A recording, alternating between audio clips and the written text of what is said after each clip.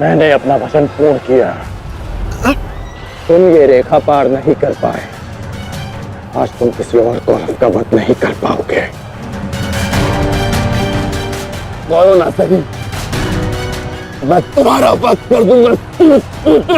उसका अवसर कभी और ढूंढना भी, क्योंकि सूर्यास्त हो चुका है।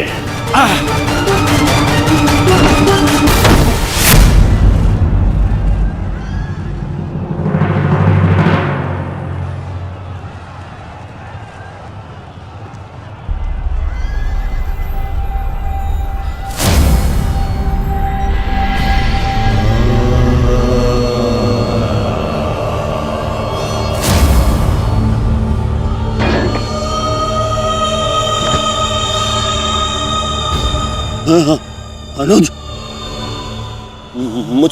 मुझसे बात करो। तुम्हारा चेष्टा है, उत्तर दो से।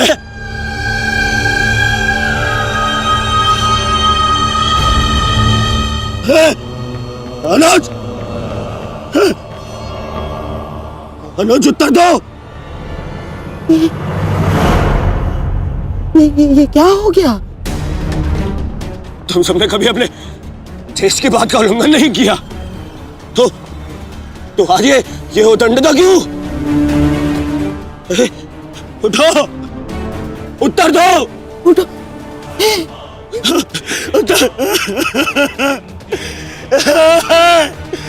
बात करो मुझसे।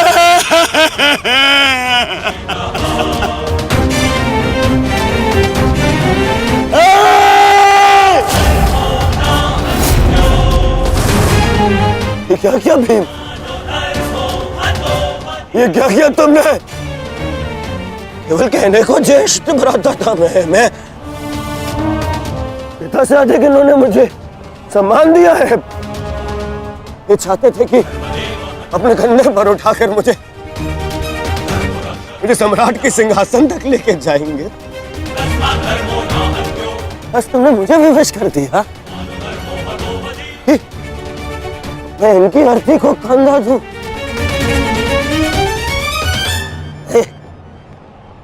तुमने उचित नहीं किया है भीम, उचित नहीं किया। मैं छोड़ूंगा नहीं तुम्हें, उधर मैं नहीं छोड़ूंगा।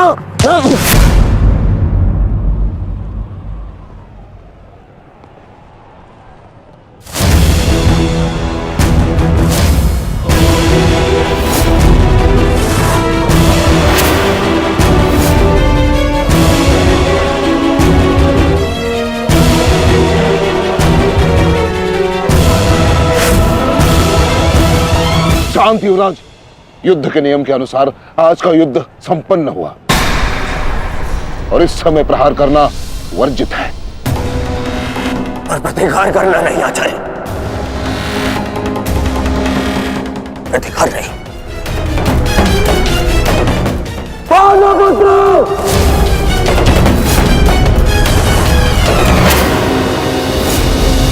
अपने इन 5 भाइयों के निर्मम हत्या का प्रतिशोध लूंगा मैं।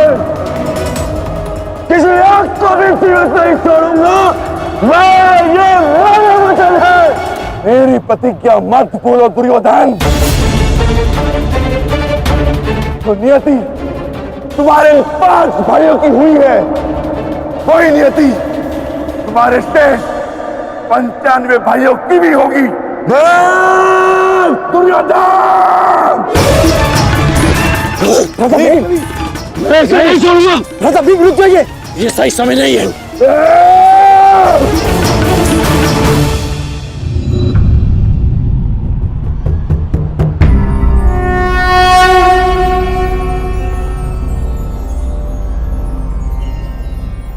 श्रेष्ठ यही होगा कि दोनों पक्ष अपने नियमों को स्मरण रखें। सूर्यास्त्र हो चुका है और उसके साथ ये युद्ध भी समाप्त हो चुका है।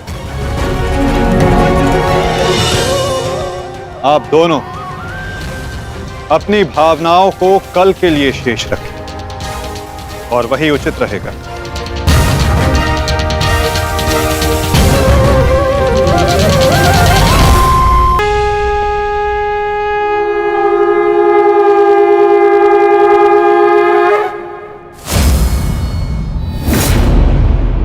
आक्रमण!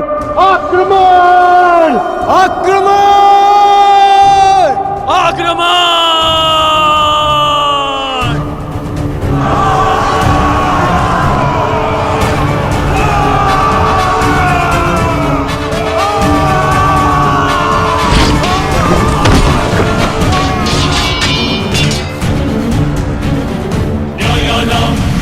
उल्कास्त्र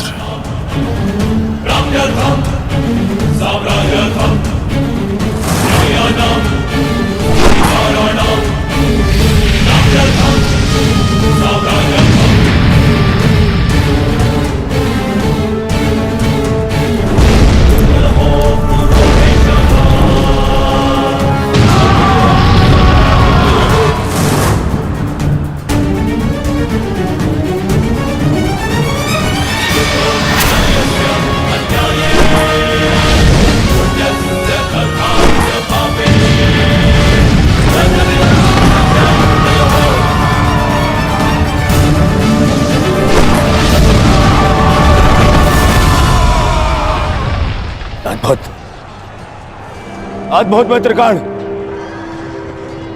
अद्भुत। अपना मार्ग ज्ञात है ना सभी को?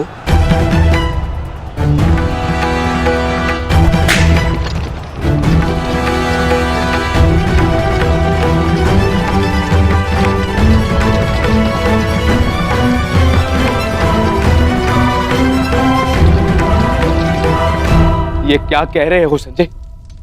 युधिष्ठिर सेना के पिछले भाग की ओर बढ़ रहा है।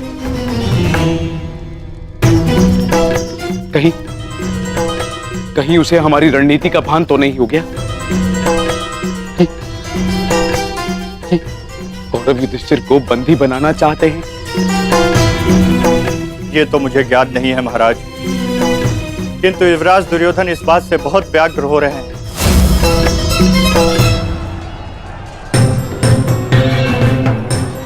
अवश्य इन पांडवों को हमारी रणनीति का ज्ञात है, इसीलिए भीम एक और हमारी सेना को भ्रमित कर रहा है और युधिष्ठिर पीछे जा रहा है। मित्रगण, तुम जाओ, युधिष्ठिर के पीछे तुम जाओ और जाकर उसे बंदी बनाओ। युधिष्ठिर को बंदी बनाना हमारे लिए बहुत आवश्यक है। जाओ मित्र। परंतु मित्र, मैंने महाराज को वचन दिया है कि आज किसी भी कौरव के प्राण नहीं जाएंगे। मुझे उस वचन को भी निभाना है मित्र। उसके लिए हम सब हैं यहाँ। युधिष्ठिर तुम्हारे सामने एक दुर्बल योद्धा है, तुम उसे आसानी से बंदी बना सकते हो मित्र। उसे बंदी बनाते ही ये युद्ध यहीं समाप्त हो जाएगा और मेरे भाइयों की रक्षा भी। मुझे ये युद्ध यहीं समाप्त चाहिए। कर्ण, जाओ आगे। ठीक है मित्र, परंतु मेरी योजना स्मरण रखना। मुझे तुम्हारी योजना स्मरण रहेगी मित्र। आगे बढ़ो। सत्य से युधिष्ठिर के रथ की ओर तीव्र गति से आगे बढ़ो।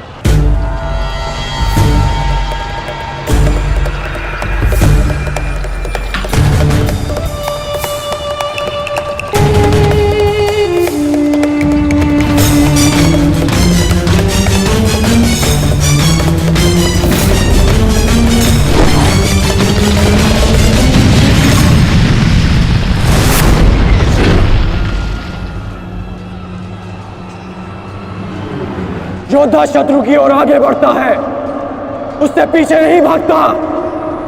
मैं तुम्हें युद्ध का आह्वान देता हूं कौंतेय।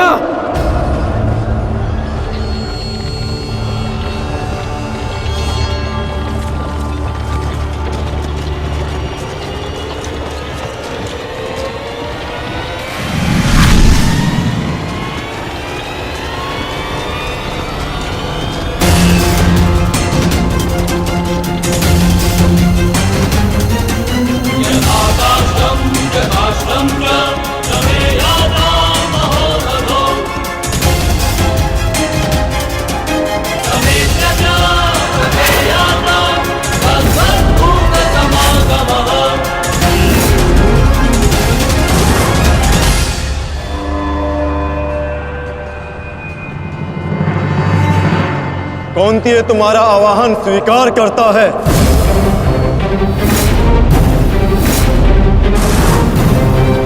छल, आपने मेरे साथ छल किया माधव। नहीं अंगराज, छल नहीं, ये रणनीति है।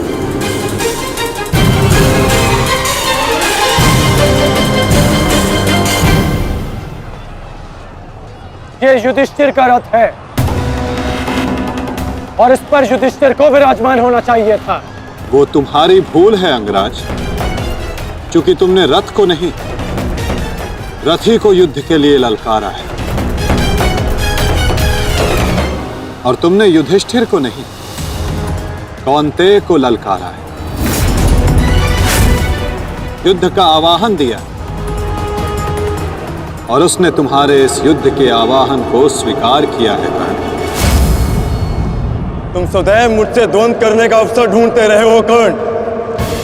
समय आ गया है, अब दिखाओ कि तुम कितने समर्थवान और कुशल योद्धा हो। अपना आवाहन पूर्ण करो मुझसे और वहां राधा भीम अपनी प्रतिज्ञा पूर्ण करेंगे।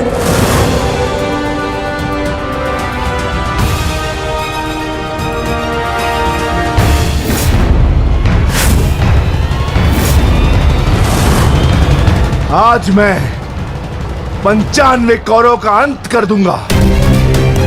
पांचाली को दिया हुआ वचन और कुरु सभा में ली हुई प्रतिज्ञा आज दोनों ही पूर्ण हो जाएंगे। तुम आगे बढ़ो भीम, तुम्हारे मार्ग की बाधा हम दूर करते हैं। आगे बढ़ो।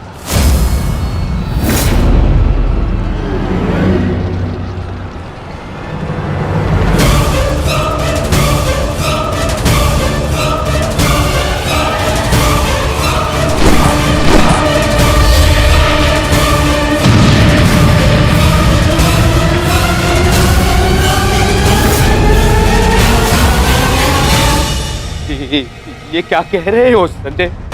वहां वासुदेव ने काट से कर्ण को फंसा दी और यहाँ भीम हमारे व्यू में प्रवेश कर चुका है। शेष तीनों पांडव उसके पीछे हैं। अब कौन बचाएगा मेरे पुत्रों के प्राण? कौन करेगा उनकी रक्षा?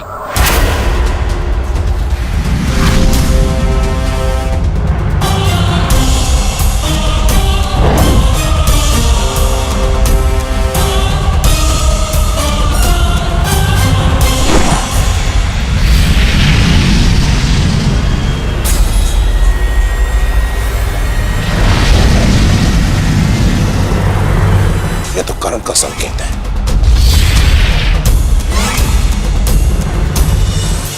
तुम कोई भी संकेत दे लो कर्ण, तुम्हारी सहायता के लिए यहां कोई नहीं आ पाएगा और ना ही मैं तुम्हें कौरवों की रक्षा करने के लिए यहां से जाने दूंगा।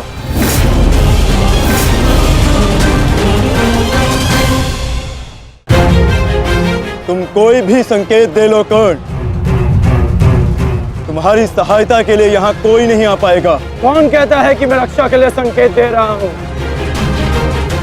माधव भले ही तुम्हारे सारथी हैं, किंतु इनकी नीति मैं तुमसे अधिक पहचानता हूं। तुमने भले ही माधव की सहायता से मुझे युद्ध क्षेत्र से अलग कर दिया, किंतु मेरी रणनीति को विफल नहीं कर पाओगे अर्जुन।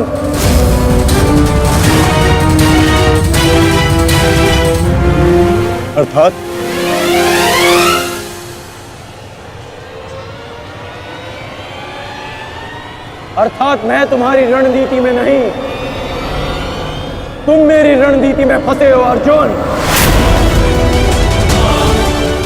तुमने मुझे कौरवों से अलग नहीं किया,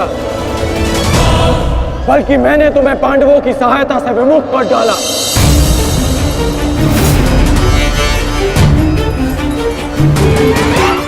अब तुम भीम की सहायता नहीं कर पाओगे अर्जुन, और भीम किसी कौरव का वध नहीं कर पाएगा।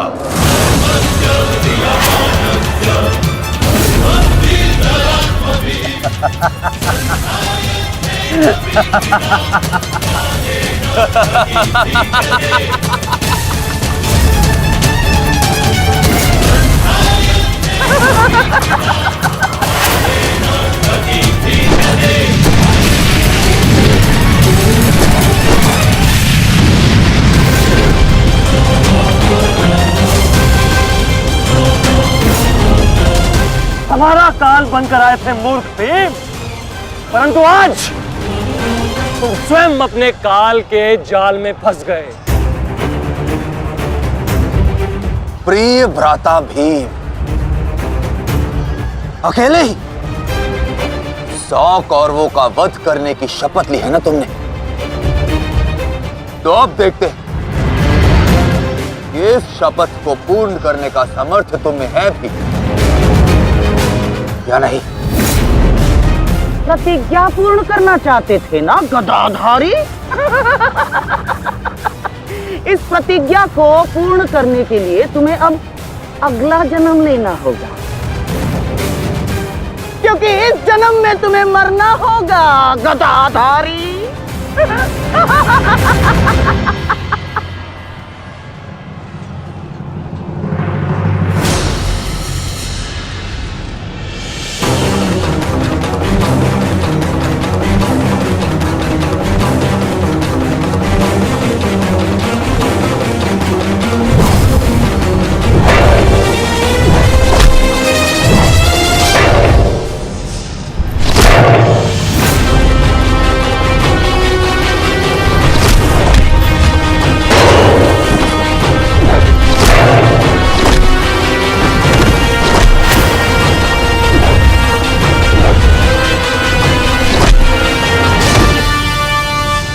तुमने मेरे भाइयों को बहुत निर्दयता से मारा है भीम। आज मैं तुम्हारे लहू से उनका तर्पण करूंगा।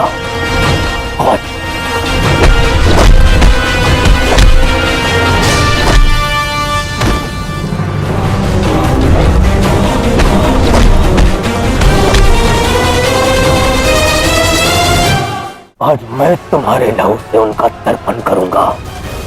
आज भीम, आज मैं अपने भ्राताओं की मृत्यु का प्रतिशोध लेकर रहूंगा। सावधान!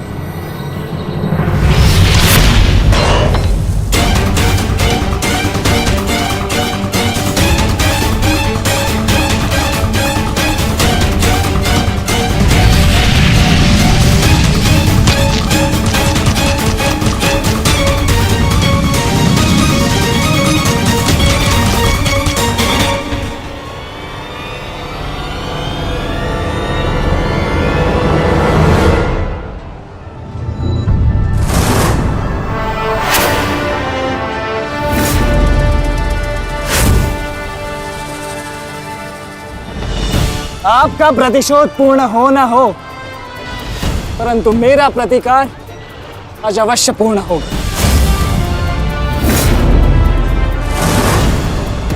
अभिमन्यु, 2 योद्धाओं के बीच में आना युद्ध नियमों के विरुद्ध। 6 महारथियों ने अकेले ताचरी भीम को घेरा है। नियम तो आपने भंग किया है, तो अब यह अधिकार मुझे भी है।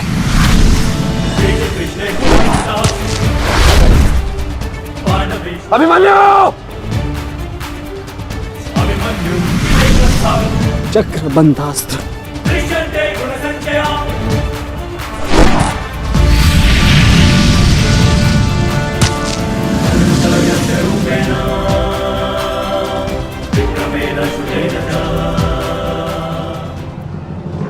अभिमन्यु,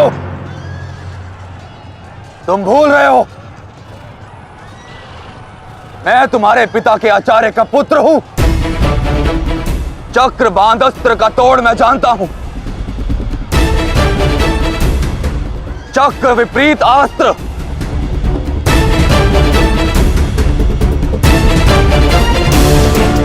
भूल तो आप रहे हैं महारथी। विपरीत अस्त्र तभी कार्य करता है जब युद्ध नीतिगत हो, एक योद्धा पर आप सभी ने आक्रमण कर युद्ध नीति भंग की। अब अपनी इस अनीति का दमन देखिए। बालक!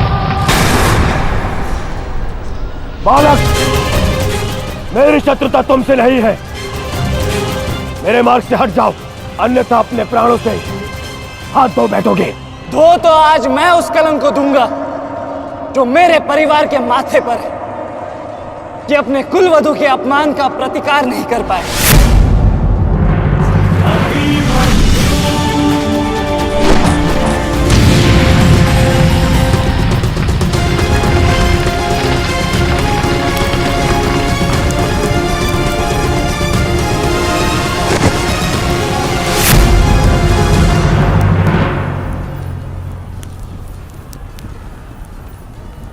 अनुभव करो इस ज्वाला को युवराज दुर्योधन।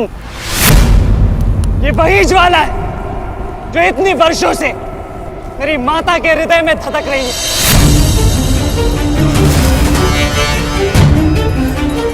छोटा था मैं बहुत, पर मेरा रोम रोम जल उठता था ये सुनकर कि मेरी माता के साथ क्या हुआ। सोचो, मेरे माता पिता और मेरे काकाओं पर क्या बीती होगी जब उन्होंने वह दृश्य देखा। मेरे माता पर क्या बीती होगी जब सहस्त्रों आंखें उनके वस्त्रहीन होते शरीर पर पड़ रही थी। आज मैं आपको उस अपमान का अनुभव कराऊंगा। आपकी पूरी सेना और महारथियों के समक्ष आपका वस्त्र हरण करूंगा और कोई कुछ नहीं कर पाएगा।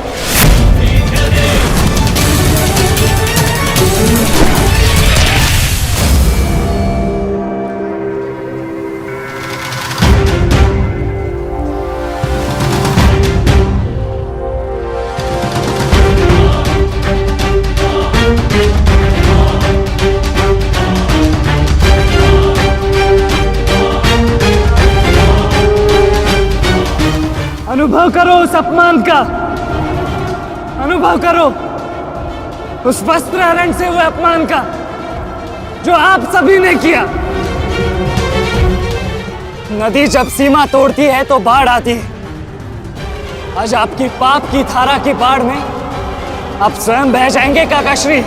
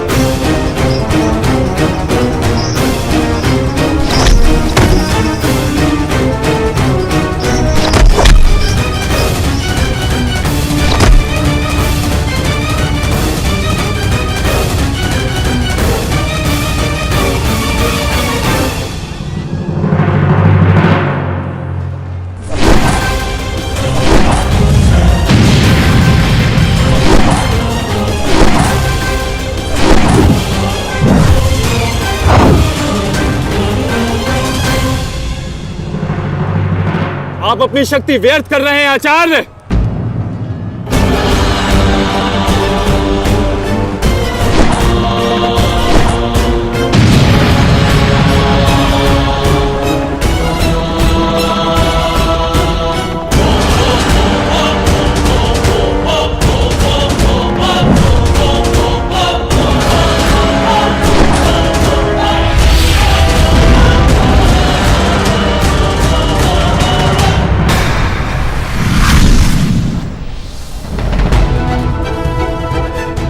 दुर्योधन को मेरी सहायता की आवश्यकता है। चलो सत्यसेन।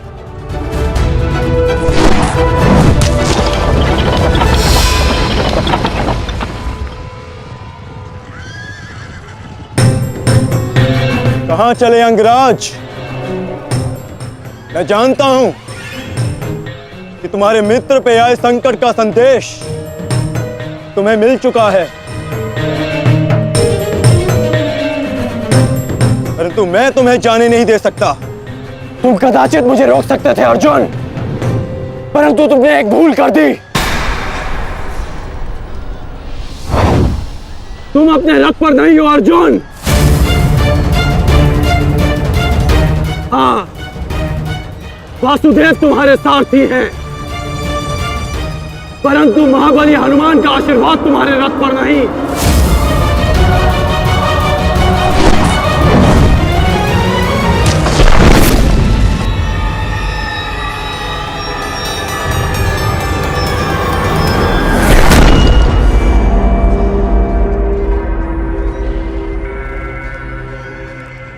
चलो, मैं अभी भी पराजित नहीं हुआ हूं कर्ण। तुम इस प्रकार द्रोण छोड़कर नहीं जा सकते।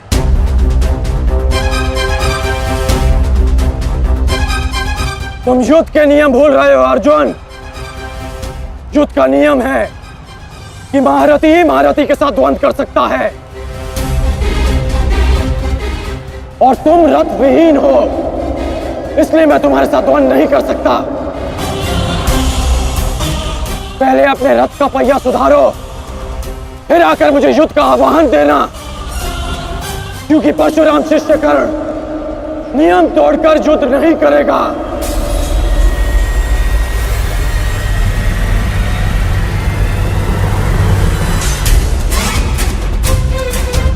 चलो सत्यसेन।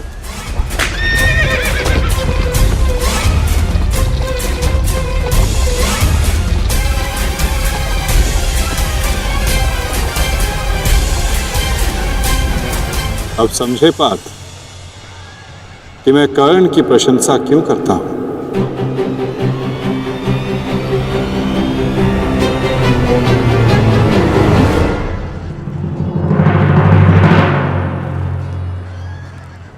मानता हूं कि आपका वध करना काकाश्री की प्रतिज्ञा थी। उनकी प्रतिज्ञा को भंग करने का दंड मैं सह लूंगा,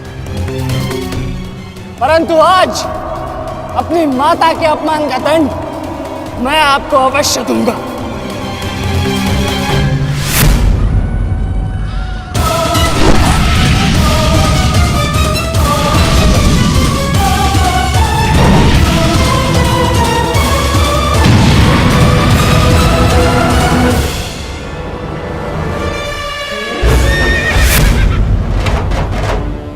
किसी की प्रतिज्ञा टूटे, पर मेरी प्रतिज्ञा नहीं टूटेगी अभिमन्यु।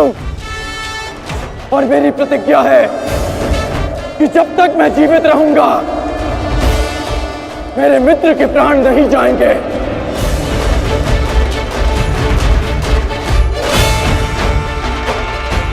यदि जीवित रहना चाहते हो तो पीछे हट जाओ अभिमन्यु। आप भूल रहे हैं अंगराज कि मैं किसका पुत्र हूं। पीछे हटने के बारे में सोच भी नहीं सकता। तो प्रहार सहने के लिए तत्पर रहो।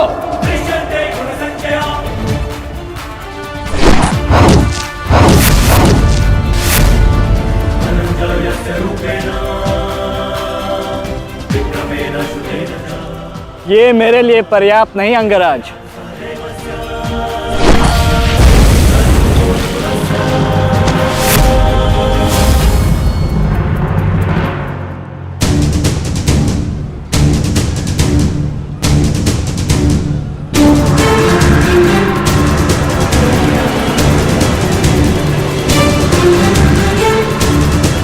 ना मेरे पास बाणों की कमी है और ना प्रहारों की।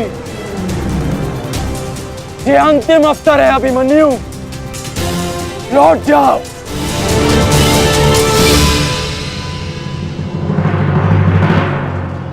तो मेरे तुनीर में भी उत्तर प्रस्तुत है अंगराज।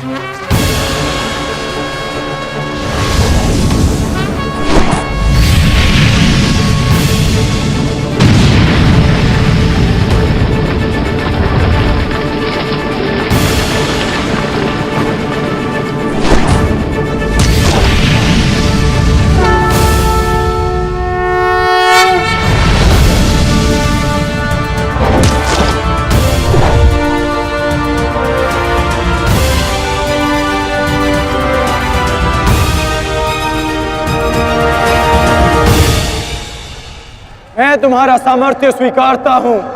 तुम एक कुशल योद्धा हो अभिमन्यु, किंतु कुशल होने के साथ साथ बुद्धिमान होना भी आवश्यक है। लौट जाओ। यदि कल युद्ध करना चाहते हो तो आज जीवित रहना सीखना होगा। लौट जाओ अभिमन्यु।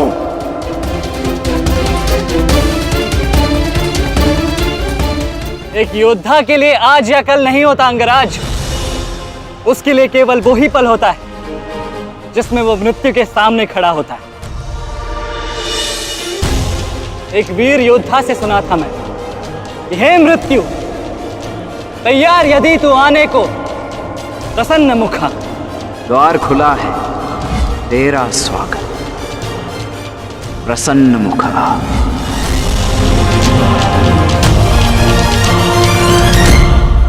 मुझे रोकने का अब केवल एक ही अस्त्र है आपके पास। यह आपको मेरा वध करना होगा। तो लीजिए अंगराज, अपने पुत्र के मृत्यु का प्रतिशोध लीजिए। आपके समक्ष आज वो योद्धा खड़ा है जिसके पिता ने आपके पुत्र का वध किया था।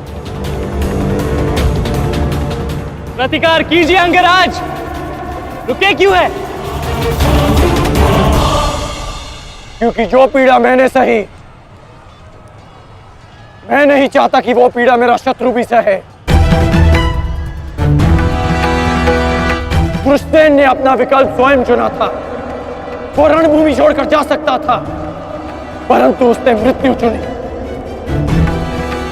गर्व है मुझे तुम जैसे युवा योद्धाओं पर, जो अपना कर्तव्य पूर्ण करने के लिए सदैव तत्पर रहते हैं।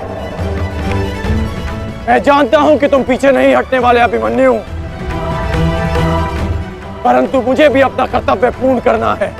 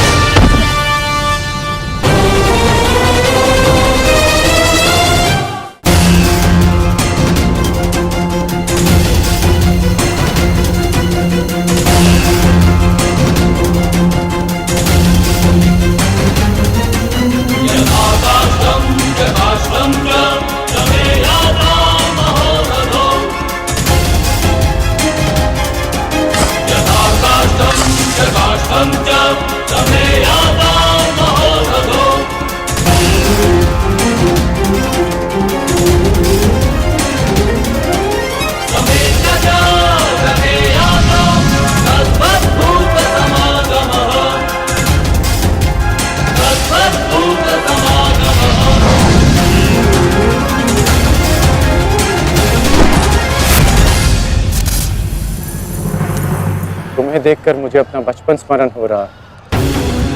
अभी तुम्हारा जीवन आरंभ हुआ है बस। इसे इस प्रकार व्यर्थ मत करो।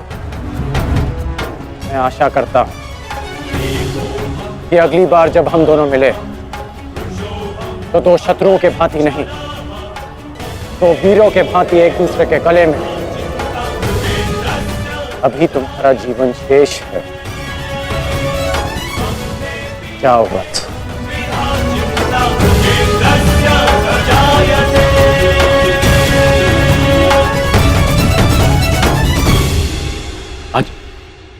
आज कौरवों की विजय हुई है गांधारी। पांडवों की एक अक्षुणी सेना को ध्वंस कर दिया है हमने आज। भीम हमारे एक भी पुत्र को क्षति नहीं पहुंचा पाया, एक भी।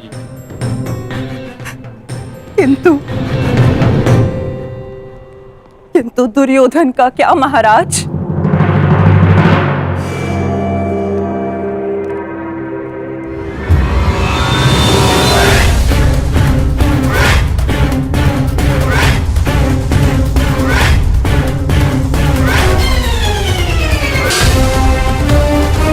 मित्र,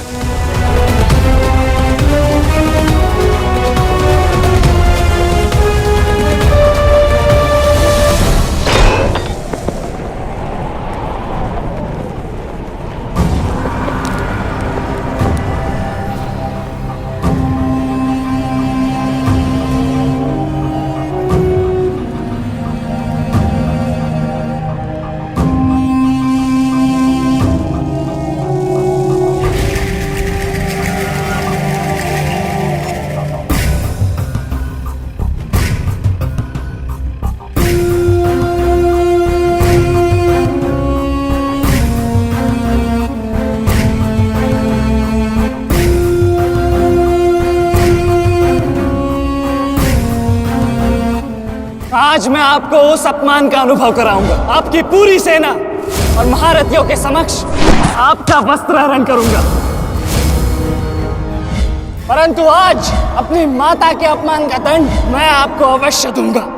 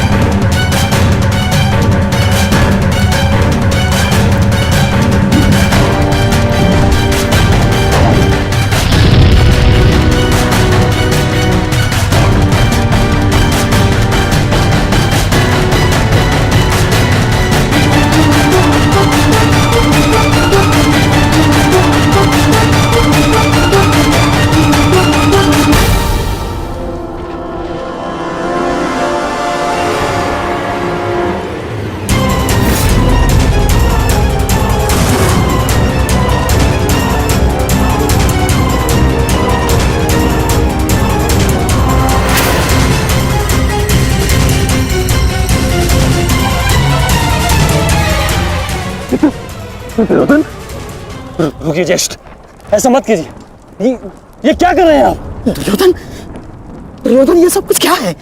आज के इस युद्ध में हमें विजय मिली है, फिर ये सब कुछ क्यों कर रहे हो तुम? ऐसी विजय जो अपमान की थाली में सजा कर मिले, ऐसी ही विजय से श्रेयस्कर है कि मृत्यु को पालूं। मेरे जीवन में कभी मेरा इतना अपमान नहीं हुआ है। अब इस जीवन का और कोई मूल्य नहीं। मैंने ये युद्ध संपत्ति के लिए नहीं, अपने हट, अपने सम्मान के लिए बुलाई थी। अब जब सम्मान ही नहीं रहा तो इस विजय का मैं क्या करूंगा? मेरी सेना के सामने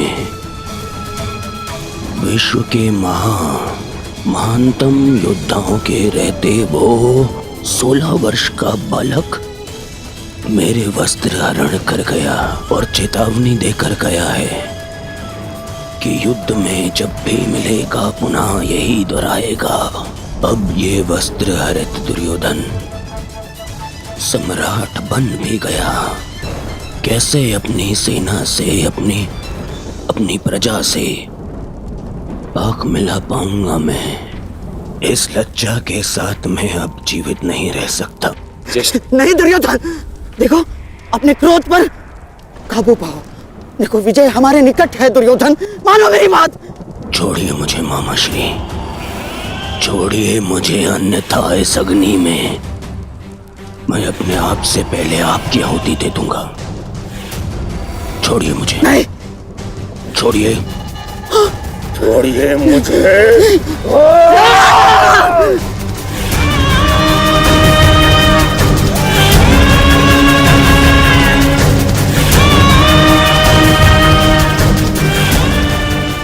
नहीं नहीं दुर्योधन,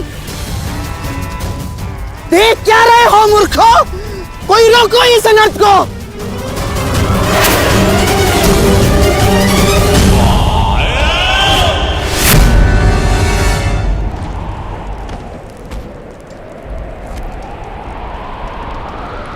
ठहर जाओ मित्र।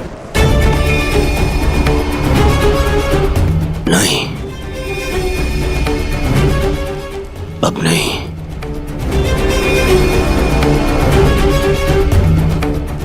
क्रोध में विवेक मत खो बैठा। जो अपना सम्मान खो चुका हो उसके पास खोने को और क्या शेष है। ले लेने देते उस अभिमन्यु को मेरे प्राण, वीर गति तो मिलती।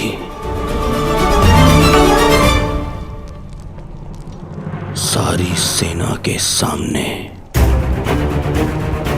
मेरा वस्त्र हरण कर गया वो बालक, जिन पांडवों का सर कटा हुआ देखना चाहता था उन्हीं का बालक मेरा सिर झुका गया। संसार के सारे योद्धा देखते रह गए और वो बालक मुझे अपने बाणों के चक्र में फंसा गया। मैं ये अपमान सहन नहीं कर सकता।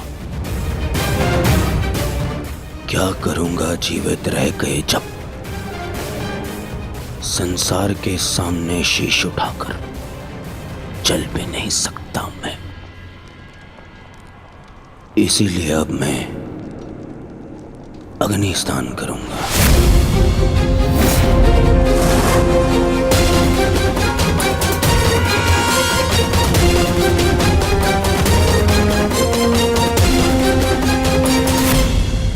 जो अग्नि यहाँ जल रही है उससे कहीं अधिक अग्नि तुम्हारे पिता के हृदय में जल रही है। क्या तुम अपने 5 भाइयों का बलिदान व्यर्थ जाने दोगे? क्या अपने पिता को दिया वचन भुला दोगे तुम? अपने चारों ओर देखो मित्र, क्या ये सब व्यर्थी अपने प्राणों के साथ खेल रहे हैं? जो वीर गति को प्राप्त हुए हैं, क्या उनका बलिदान व्यर्थ जाने दोगे तुम?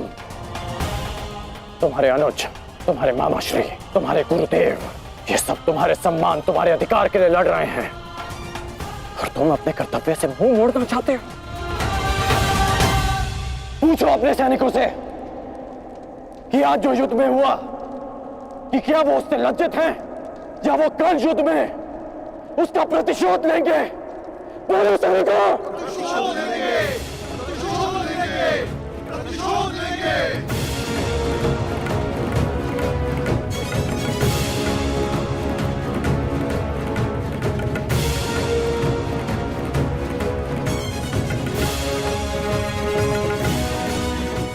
इन सैनिकों का सम्मान